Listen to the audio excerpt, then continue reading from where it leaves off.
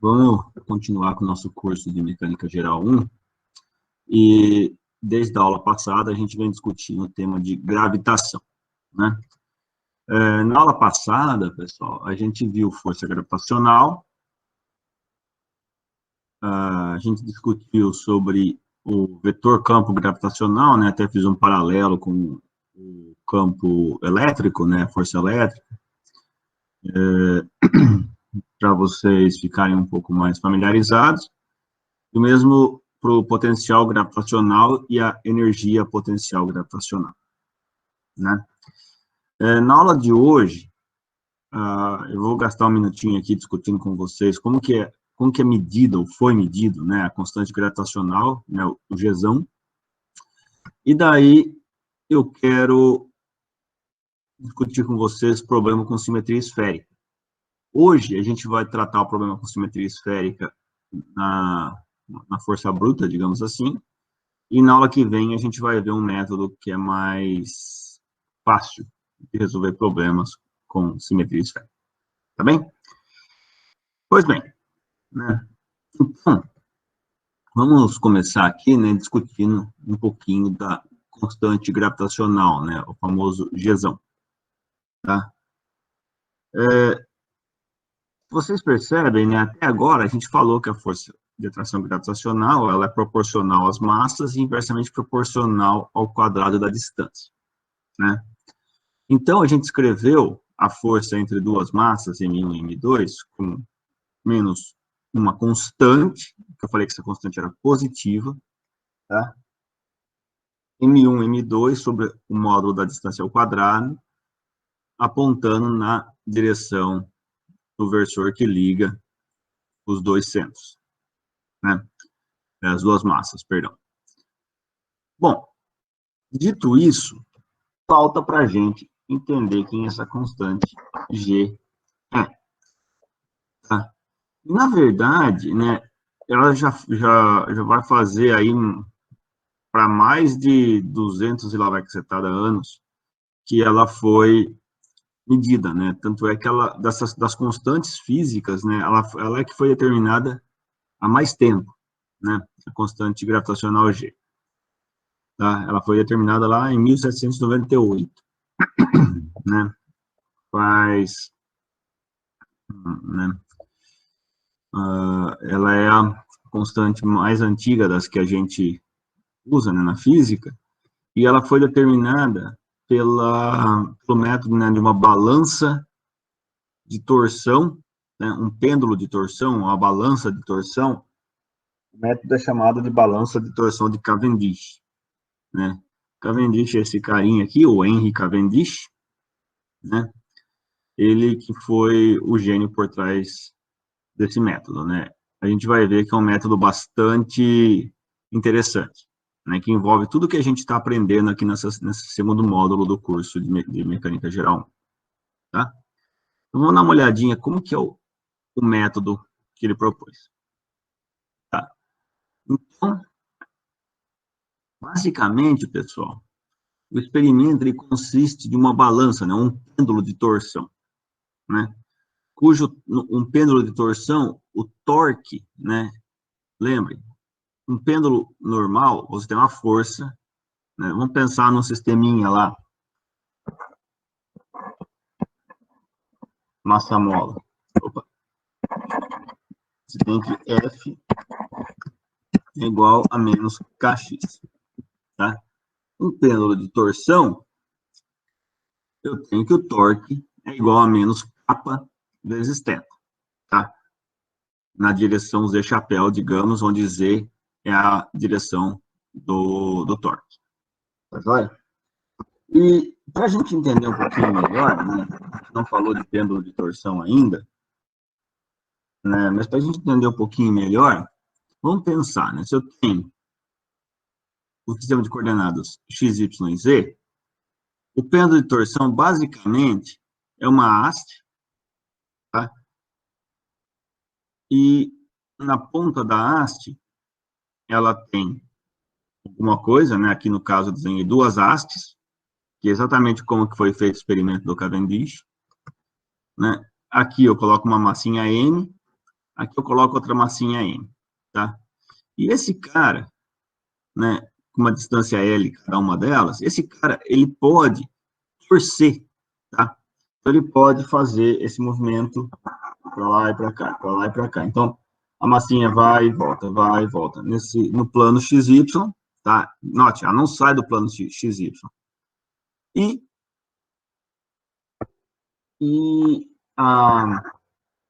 essa barra aqui, olha aqui, ó, essa barra aqui, ela tem um coeficiente de torção, né?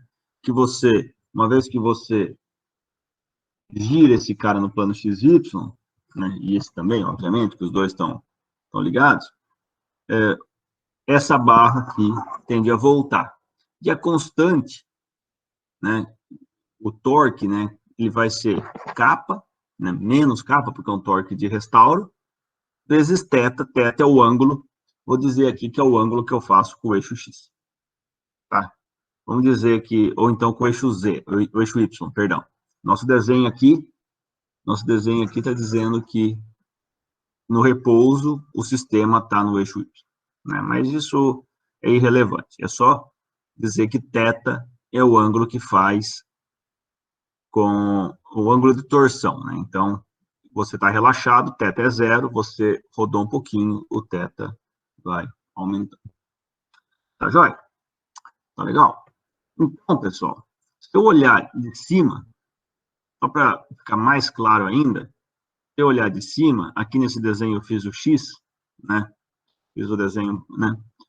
Do jeito que eu tinha pensado, porque é ao contrário do que está no desenho da esquerda, mas percebam vocês que eu tenho um L sobre 2, a distância da massinha M até o centro, né, até a haste que torce, tá? E aqui eu tenho um ângulo θ. Tá? Eu desenhei com relação ao eixo X, podia ser com relação ao eixo Y, isso é irrelevante. Tá? Mas o importante é, eu tenho duas massinhas, cada uma delas distante L sobre 2 do ponto de giro. Se eu escrevo, né, o pêndulo de torção, ele faz esse movimento aqui. Tá bem? Então, ele tem a tendência de ir e voltar, porque o torque que está agindo é desse tipo aqui. Ótimo. Então, pessoal, eu tenho duas massinhas, cada uma com uma distância L sobre 2 do ponto de giro.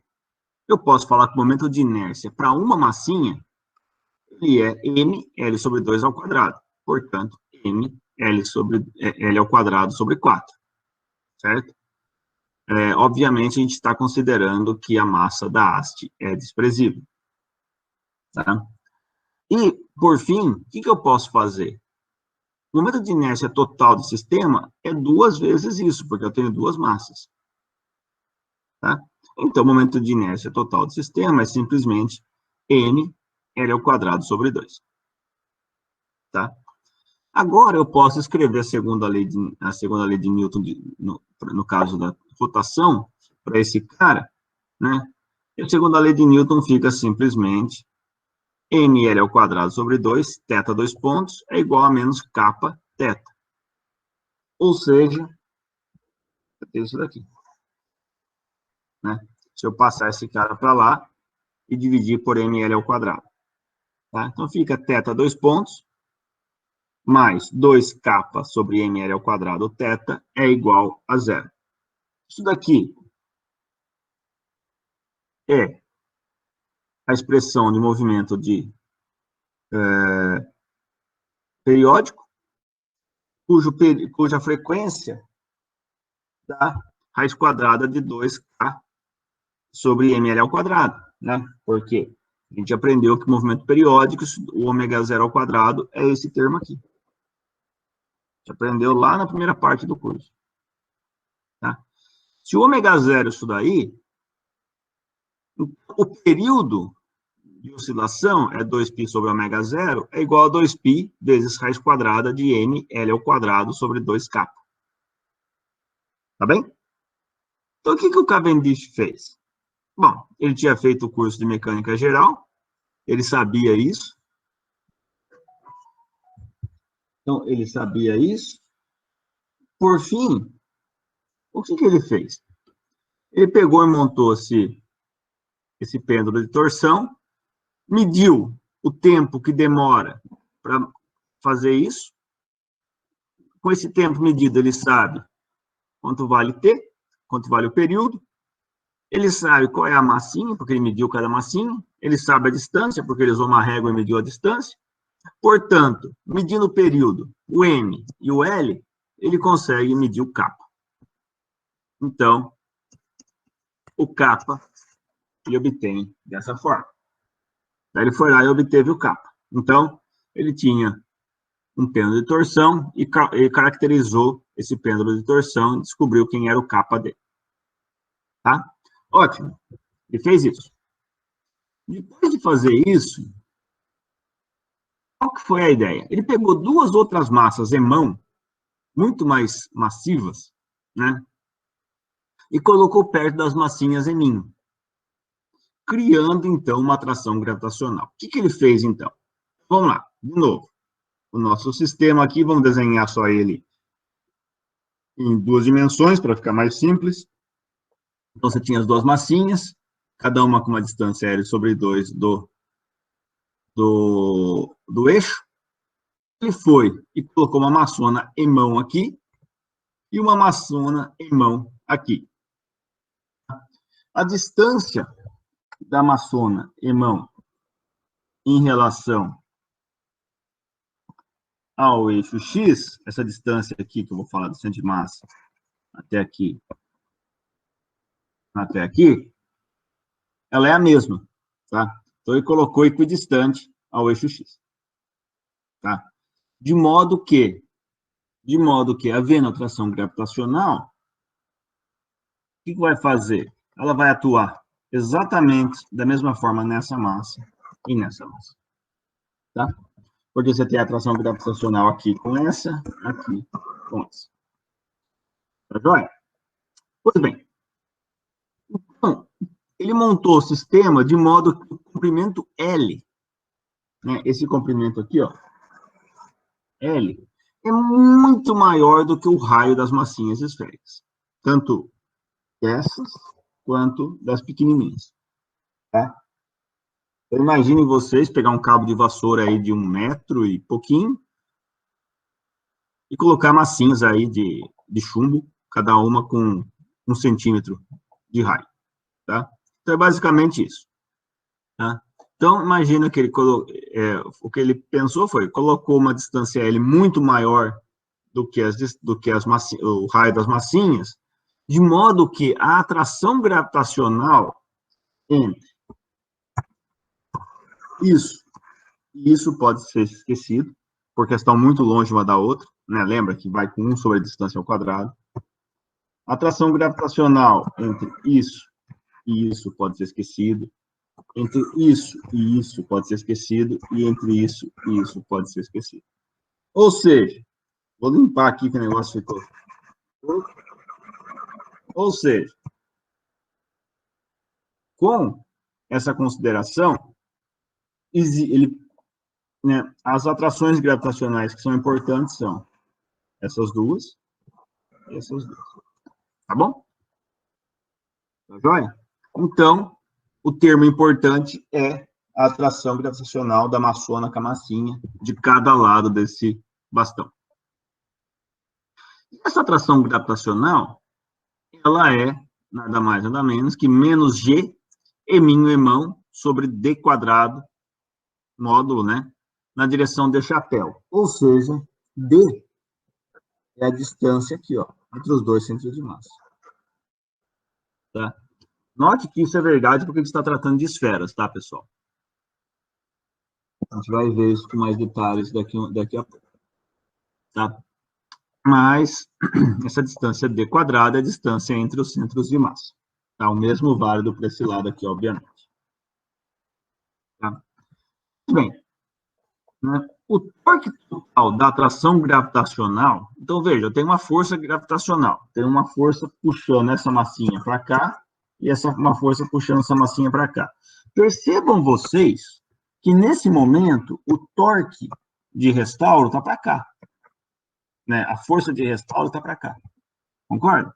Porque a tendência é fazer esse teto ir para zero. Tá? O torque da atração gravitacional é o quê? É a força gravitacional de cada massinha vezes a distância.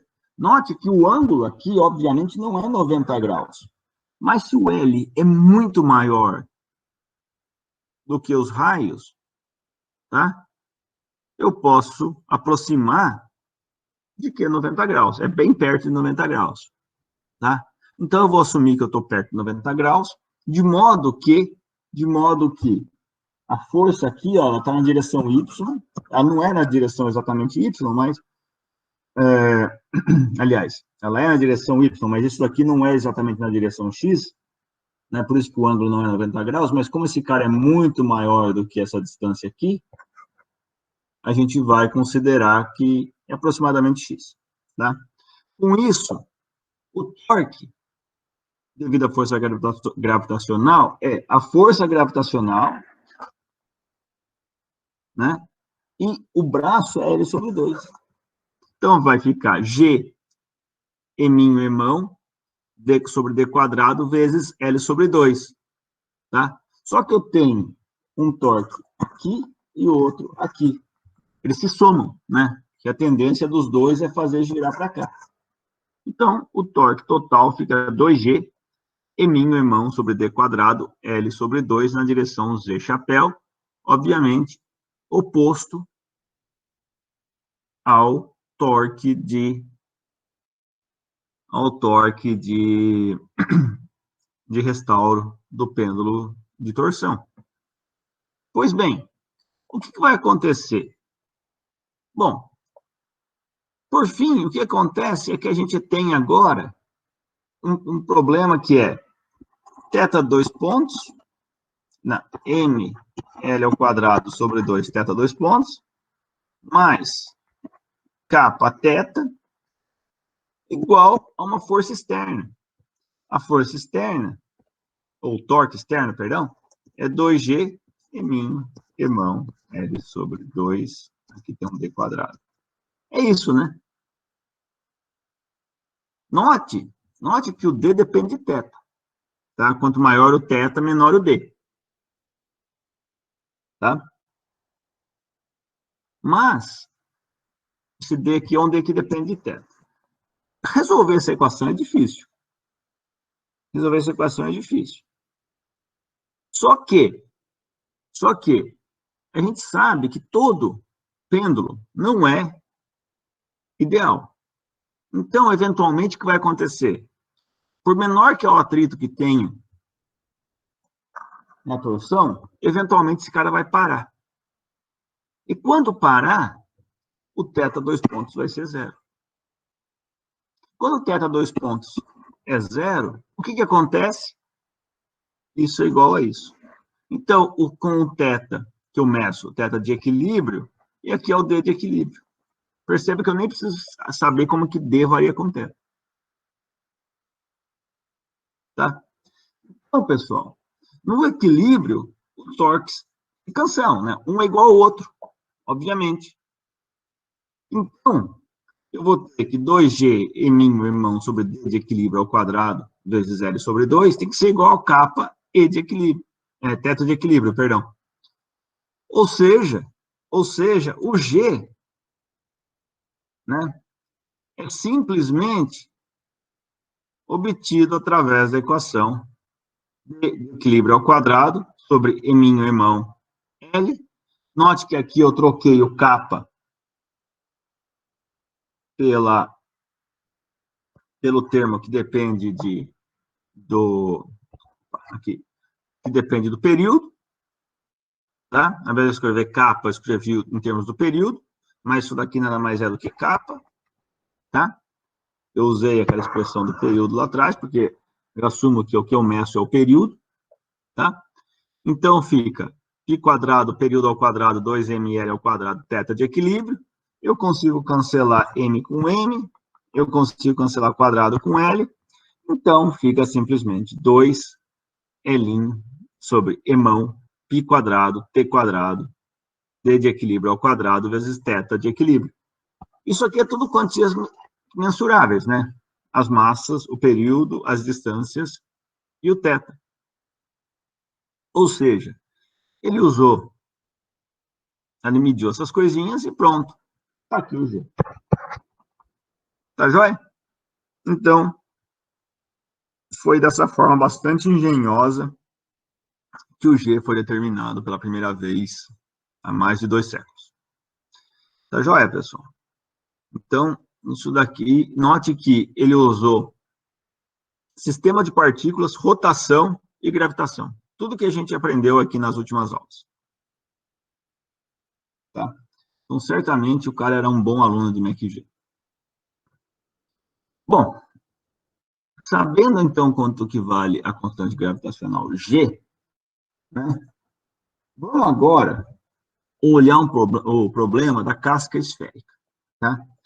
Hoje a gente vai resolver, como eu já tinha adiantado, do modo força bruta mesmo. A gente vai sair calculando. A gente vai ver que é trabalhoso. E daí, na aula que vem, eu te apresento um método mais simples. Tá? Pois bem, vamos considerar uma casca esférica de raio interno B e raio externo A. Eu vou dizer que ela tem uma massa e-mão uniformemente distribuída. Eu quero achar o potencial gravitacional e o vetor campo gravitacional em qualquer ponto R dentro ou fora da casca. Tá? Qualquer ponto R. Então, eu tenho uma superfície interna, uma superfície externa, tá? Então, a parte amarela é onde eu tenho massa, eu tenho um raio externo A, um raio interno B, tá? Então, eu quero encontrar o potencial gravitacional e o vetor campo em qualquer ponto R, dentro ou fora da casca. Então, ele pode estar aqui, aqui ou aqui, qualquer lugar.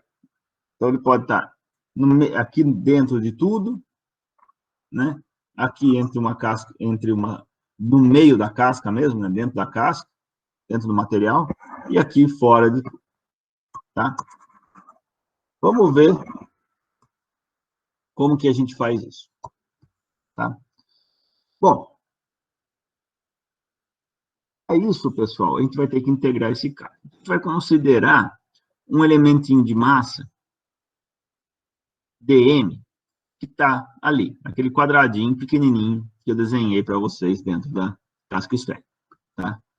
Eu vou falar que esse elementozinho de massa tem uma distância R' do centro da esfera, da casca esférica, tá? Eu vou falar que o centro da casca esférica, obviamente, é a origem, tá? Eu vou começar calculando para um R externo, que é o mais fácil. Depois a gente faz para os outros dois, tá?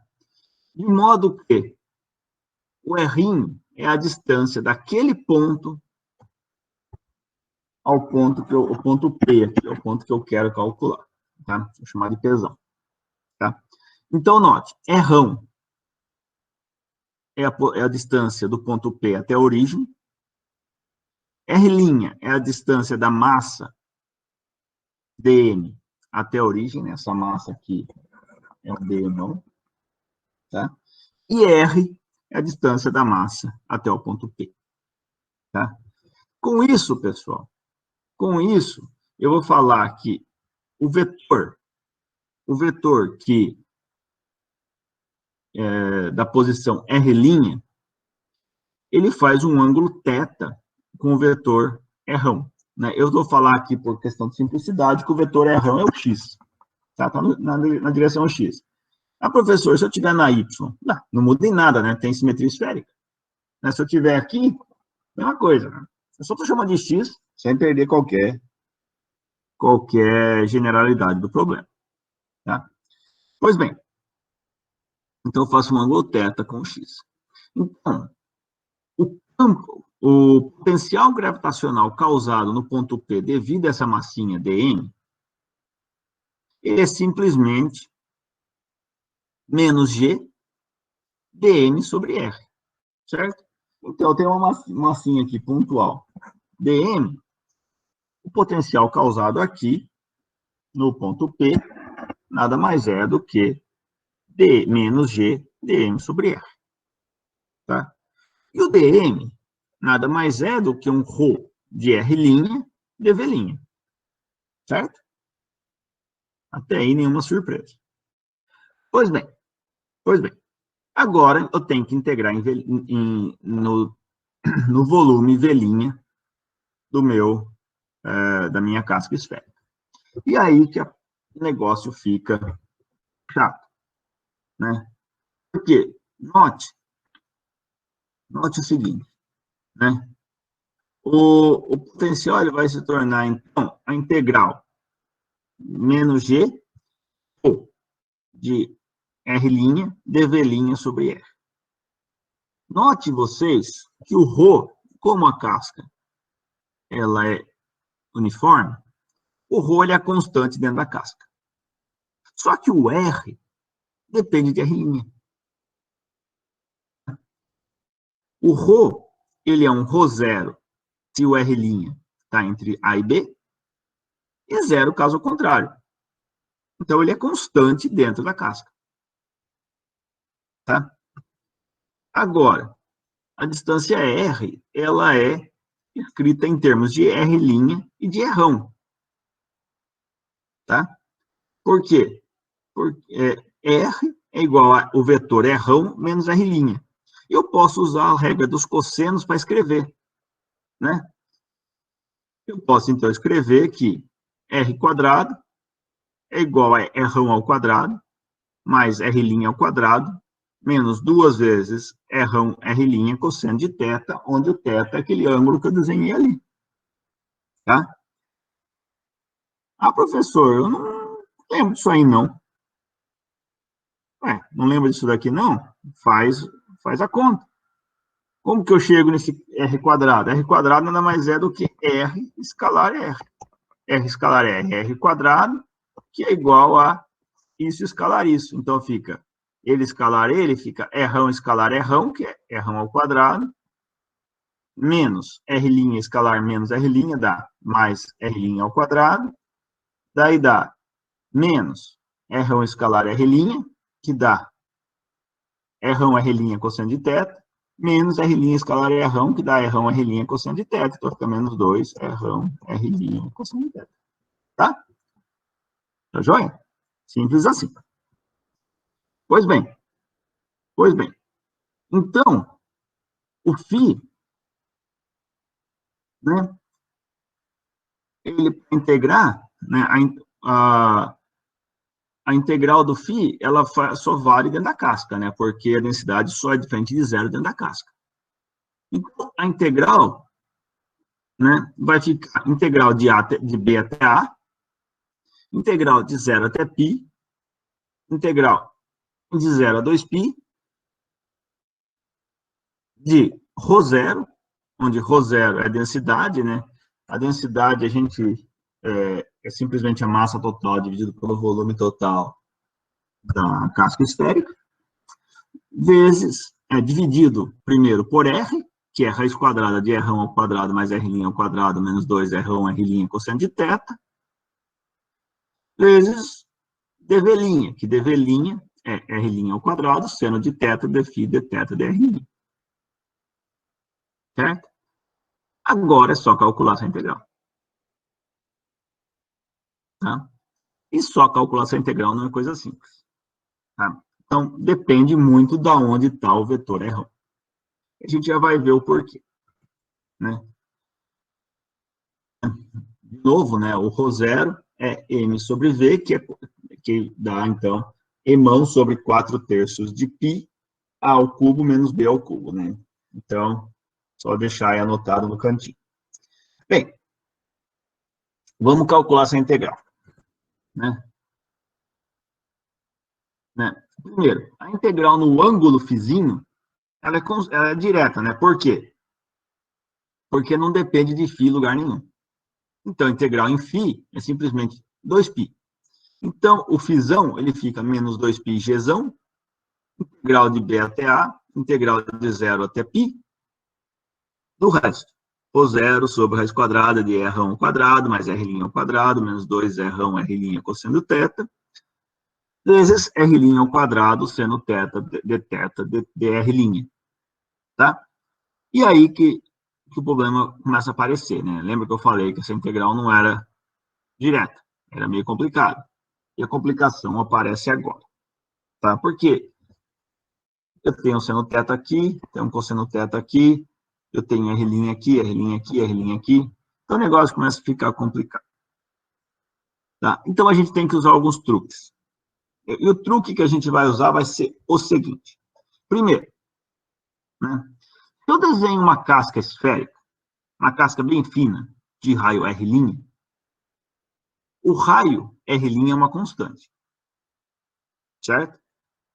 Então, se eu desenho uma casca esférica, o raio R' é uma constante. Eu tenho essa casca esférica aqui, ó, que eu acabei de desenhar, em qualquer ponto dela, o R' é uma constante. Concorda? Então, vamos calcular o φ para uma casca. Tá? Eu não sei o φ de nada, praticamente. Vamos calcular o φ de uma casca. Já ajuda. Daí, depois da casca, a gente calcula o da casca esférica, né? Vamos calcular de uma casca fina, depois a gente calcula de B até A. Mas nessa casca, vocês concordam comigo que o R' é constante? Vocês concordam? Porque é uma casca esférica de raio R'. Então, o R' é constante na casca. Então, vamos calcular o potencial da casca. Para isso, eu posso pegar essa expressão aqui e calcular o dθ em função de dr. É simplesmente tomar o diferencial. Né? Se eu tomar o diferencial desse lado e desse lado, percebam que a única coisa que varia nessa casca é o R, porque se eu estou aqui, vamos pegar uma cor diferente. Se eu estou aqui, o meu R é esse. Se eu estou aqui, o meu R vai ser isso aqui. Se eu estou aqui, o meu R vai ser isso. Percebe que o meu R muda de magnitude. E o θ também. Se eu estou aqui, o θ é isso. Se eu estou aqui, o θ é isso. Certo? Mas o R' não muda. Então, na casca esférica, o que muda é R e θ. Ou seja, eu posso tomar o diferencial desse cara e escrever, então, 2R dr, o diferencial do lado esquerdo, aqui, desse lado, o diferencial dá zero, e a única coisa que varia é θ. Então, fica 2 menos 2R R', o diferencial de cosseno é menos seno θ dθ. Então, menos com menos dá mais. Então, fica aqui 2R dr é igual a 2R R' seno de θ dθ. Certo? Com isso, R' seno de θ dθ é igual a R' sobre R' dr. Percebam que é dr, não dr', tá, pessoal? Então, veja, eu tenho um R' seno de θ dθ aqui, ó. Esquece o quadrado por enquanto. Então, veja que o φ eu posso escrever da seguinte forma. Menos 2πg integral de B até A.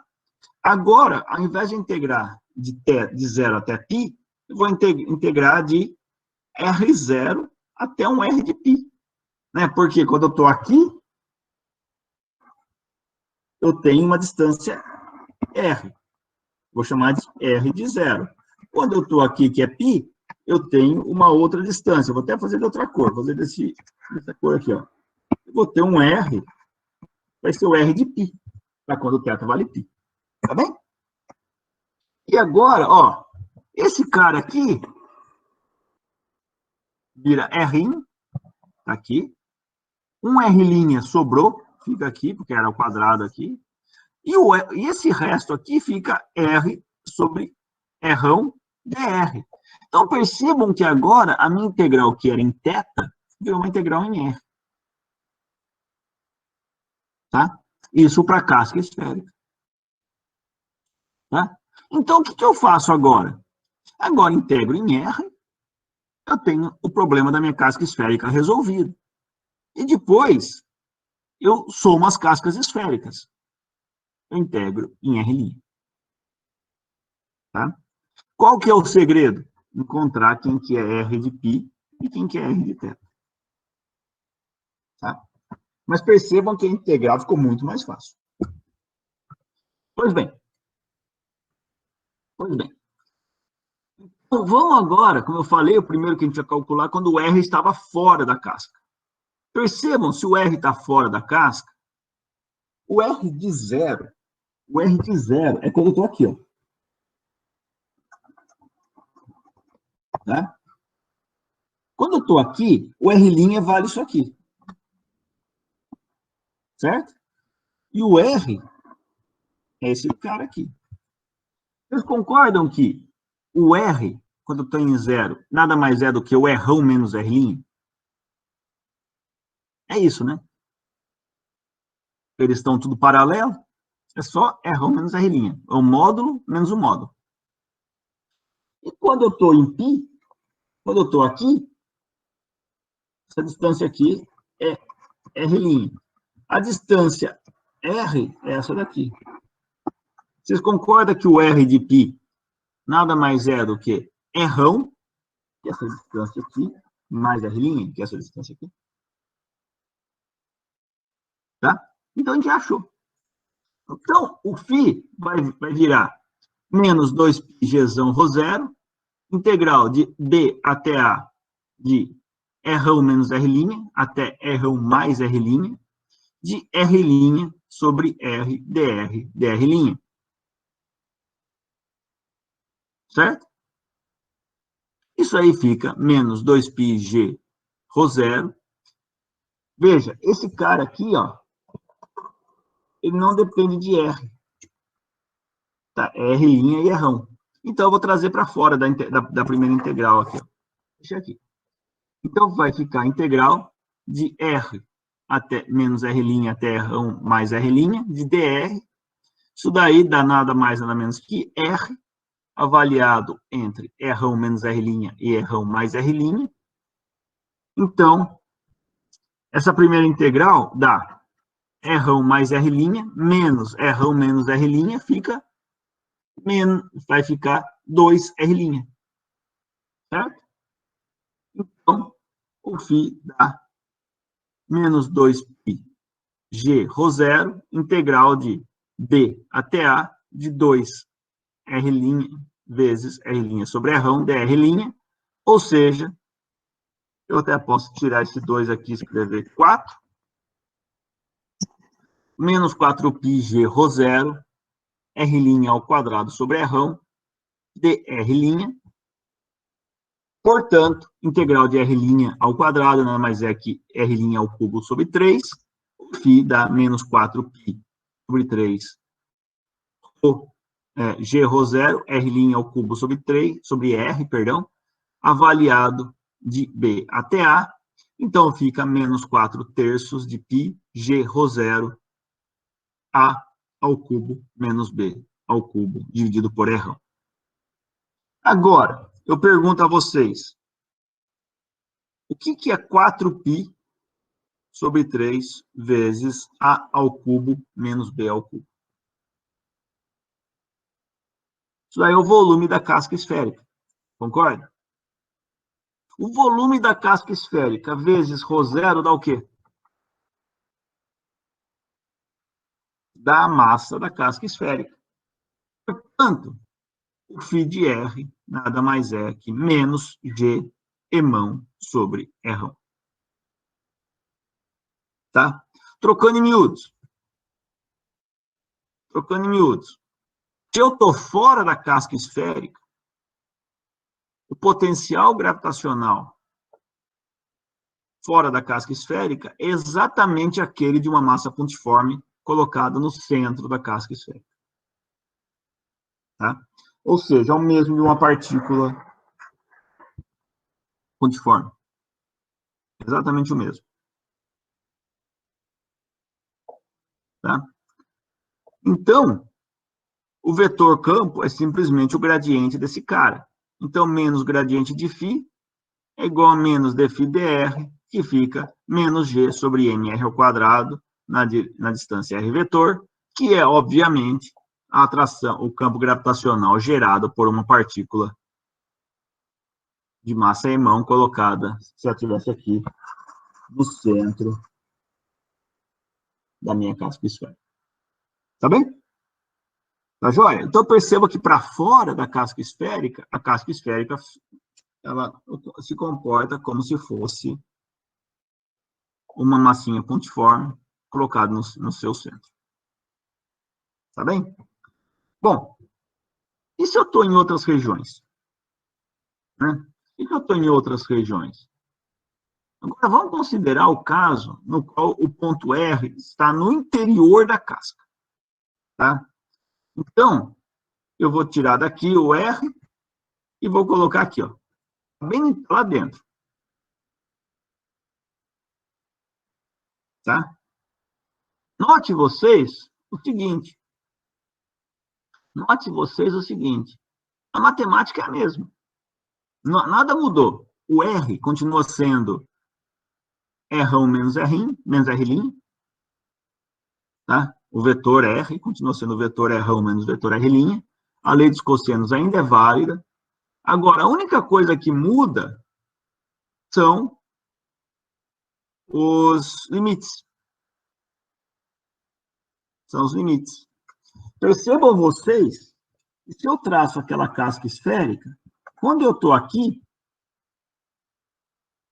em θ igual a zero, eu vou ter R aqui, eu vou ter R' essa distância, e a distância R, que é essa daqui, ela vai ser R' menos R'. Note a diferença. Naquela hora era R' menos R'. Agora é o contrário. E quando eu estou aqui, né, eu tenho R' aqui, então essa distância até aqui é R' mais R'. Tá bem? Então, o potencial torna-se simplesmente aquela mesma integral, só que agora mudou os limites, que agora é R' menos R' aqui, e R' mais R'. Tá? Então, fica ainda a mesma integral de dr, só que com os limites diferentes. Portanto, fica R avaliado entre R1 mais R' e R' menos R'. Quando eu faço isso, fica R1 mais R' menos R' mais R'. Então, isso aqui dá 2. R1. Percebam que o R que não aparece o R'. Tá? Então, o φ fica menos 2π G ρ0 vezes integral de B até A, R' sobre R1, 2R' dr'. E olha que legal, eu consigo cancelar R1, pessoal. Note que eu cancelo R1. E note que o R1 não aparece em mais lugar nenhum. Então, essa integral fica menos 2π G ρ0, integral de B até A de 2R' dr', integral de 2R' dr' dá R' ao quadrado. Então, fica menos 2π G ρ0 R' ao quadrado entre B e A. Então, fica menos 2π G ρ0 A ao quadrado menos B ao quadrado. Note que isso daqui não depende de R1. Ou seja, o potencial aqui, aqui, aqui, aqui, aqui é o mesmo. Em outras palavras, o potencial no interior da casca esférica é constante. Tá? O potencial, ele não depende da posição, ele é uma constante. Com isso, quanto vale o vetor campo gravitacional? Bom, ninguém respondeu. A zero. A zero, obrigado. Por quê? Porque o gradiente de uma constante é zero. Ou seja, eu não tenho força gravitacional no interior da casca. Tá? Tá joia? Na aula que vem a gente vai entender o porquê disso. Tá? Legal. Não tenho força no interior da casca esférica. Tá? Ótimo. Agora vamos para o caso mais legal, que é o caso no meio da casca. Por fim, vamos ver o que acontece no meio da casca. Né? O ponto R está entre A e B. Tá? Então, vamos desenhar o ponto R aqui, ó. O ponto R está entre A e B. Como que eu faço para resolver isso? Tá? Note que o fato de ele estar entre A e B, a vida fica meio complicada. Mas eu posso dividir o problema em dois. Tá? Vou dividir o problema em duas situações. Primeiro, de B até Errão, e segundo, de Errão até A. Tá? Por quê? Porque se eu traço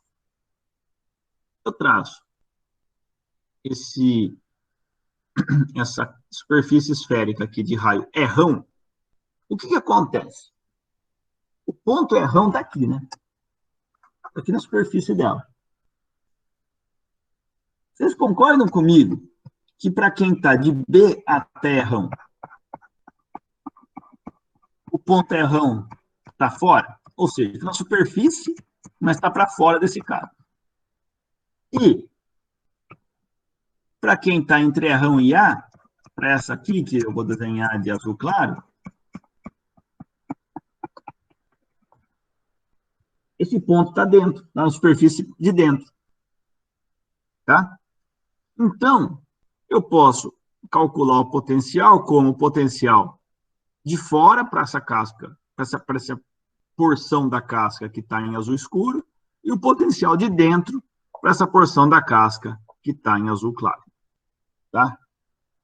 A gente já pode usar os resultados anteriores e temos que, a contribuição da casca entre B e Errão, o ponto Errão é externo à massa. Portanto, o φ1 vai ser menos 4π sobre 3, G ρ 0. O volume é Errão ao cubo menos B ao cubo. Tá? Note que Errão lá, antigamente era A, mas agora eu estou limitado ao ponto, a essa casca cor-de-rosa que eu desenhei ali, né? Então, vira Errão. Então, eu tenho um potencial devido a essa porção da casca que vai de B até Errão. 2. Eu tenho uma contribuição da casca entre Errão e A. E o ponto R é interno à massa. Portanto, o φ2 é menos 2πg ρ 0, A ao quadrado menos Errão ao quadrado. Lembra que aquela hora era A ao quadrado menos B ao quadrado. Só que agora, eu não vou daqui até aqui, né? Eu vou daqui até aqui. Tá joia? Pois bem, o potencial causado no meio ali é a soma dos dois. Né? Se eu tenho duas distribuições de massa, o potencial causado pelas duas distribuições de massa é a soma delas. Com isso, o potencial total em R é um mais o outro, então fica menos 4π sobre 3, G ρ 0, R ao cubo menos B ao cubo sobre 3, menos 2π G ρ 0, A ao quadrado menos R ao quadrado. Tá? O potencial, né, o resultado final fica que o φ de R é igual a menos 4π G ρ 0 vezes menos B ao cubo sobre 3R ao quadrado, sobre 3R, tá? Mais A ao quadrado sobre 2, menos R ao quadrado sobre 6, e O G é menos o gradiente de φ, aqui eu esqueci de trocar o sinal, então fica 4πg ρ zero, b ao cubo sobre 3r ao quadrado menos r sobre 3. Você percebe que se você está na superfície externa, o seu R é igual a A. Então, o seu potencial vai dar menos 4πg ρ zero vezes menos b ao cubo sobre 3a, mais a ao quadrado sobre 2, menos a ao quadrado sobre 6. A ao quadrado sobre 2 menos a ao quadrado sobre 6, dá a ao quadrado sobre 3. Então, aqui fica a ao quadrado sobre 3. Então, fica b ao cubo, fica a ao quadrado sobre, ao cubo sobre 3, menos b ao cubo sobre 3, fica menos g emão sobre R, ou sobre A, como a gente viu lá no slide anterior. E a mesma coisa aqui, né? Note que eu tinha errado o sinal aqui é mais. Então, quando o R vale A, aqui fica A ao quadrado, aqui fica A. Então, eu posso fatorar o A aqui fica A ao quadrado, aqui fica A ao cubo. Então, fica menos 4πg ρ zero, A ao cubo menos B ao cubo, sobre 3a ao quadrado, que nada mais é do que menos gn sobre a ao quadrado, onde a é a distância aqui. Tá joia? Então, a gente vê que ele se reduz exatamente o que era para ser quando eu venho de fora ou quando eu venho de dentro, né? Porque eles são contínuos. E a mesma coisa aqui dentro. Quando o raio é igual a B, note que eu só coloco B aqui e B aqui, fica B ao cubo sobre 3B, fica B sobre 3, menos B sobre 3 dá zero, o G dá zero na superfície interna, e o potencial fica menos B ao quadrado sobre 3, mais A ao quadrado sobre 2, menos B ao quadrado sobre 6, então fica A ao quadrado sobre 2, menos B ao quadrado sobre 2, 2 com 2 cancelam, fica 2 aqui. Dá exatamente o resultado para o potencial dentro da casca, como tinha que ser. Tá joia? Então, pessoal, na aula de hoje, a gente viu, né, a questão da medida do potencial, da constante gravitacional, e a gente resolveu um problema com simetria esférica. Nesse problema com simetria esférica, a gente viu que ele pode ser bastante complicado, né, porque a gente tem que ficar escrevendo o R em função do R', tá? E na aula que vem, a gente vai resolver esse mesmo problema usando um método diferente, usando superfícies de Gauss, tá bem?